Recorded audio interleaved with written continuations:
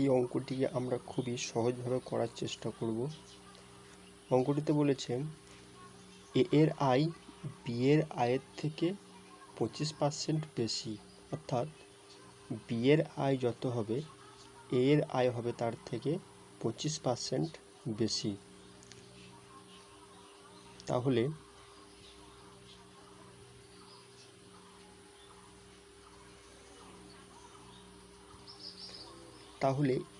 এ এবং বি এর আয় যদি আমি ধরি 100 টাকা, তাহলে এ এর আয় হবে তার থেকে 25% বেশি।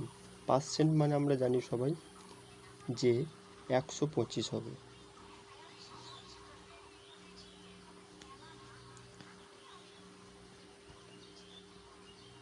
এবার বলেছে বি এর আয় এ এর আয়ের থেকে শতকরা কত কম।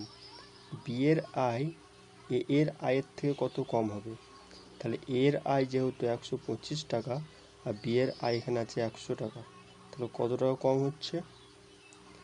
বি এর আয় এর আয়ের থেকে কত টাকা কম? 25 টাকা কম। কার থেকে কম? এর থেকে কম। তাহলে শতকরায় আনার জন্য 25/125 ইন্টু 100। 25 5 125, 5 20 100, অর্থাৎ বি এর আয় এ এর আয় থেকে কত কম? 20% কম।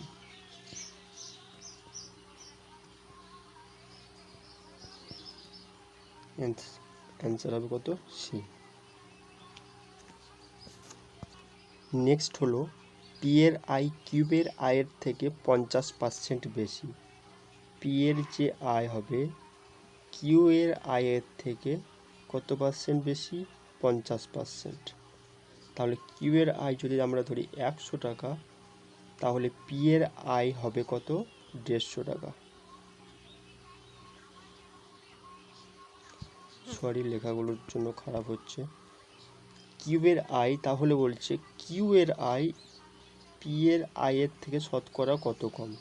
কিউ এর যে আয় পি এর আয়ের থেকে কত কম? পি এর আয়ের থেকে 50 টাকা কম। তাহলে শতকরা কত কম হচ্ছে?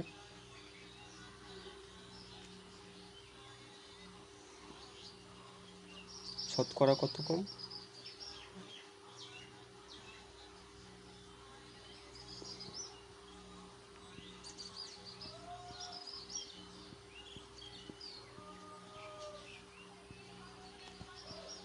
তেত্রিশ 3×99, অর্থাৎ 3.33% সামথিং হবে। Option C.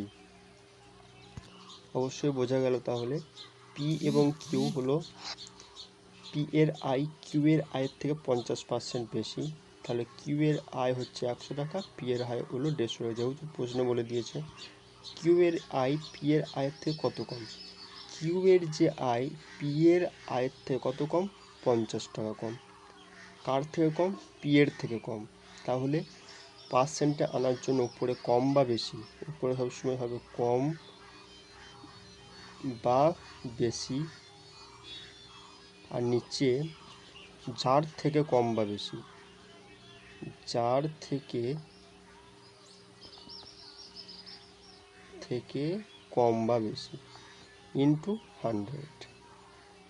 এটাই হলো সূত্র। তাহলে নেক্সট যে অঙ্কটি সেটা অবশ্যই কমেন্ট সেকশনে জানাবেন এই অ্যান্সারটি কত হবে। এক্স এর আয় ওয়াই এর আয়ের থেকে 20% যদি কম হয়, তাহলে ওয়াই এর আয় এক্স এর আয়ের থেকে শতকরা কত বেশি? অবশ্যই কমেন্টে জানাবেন। ধন্যবাদ।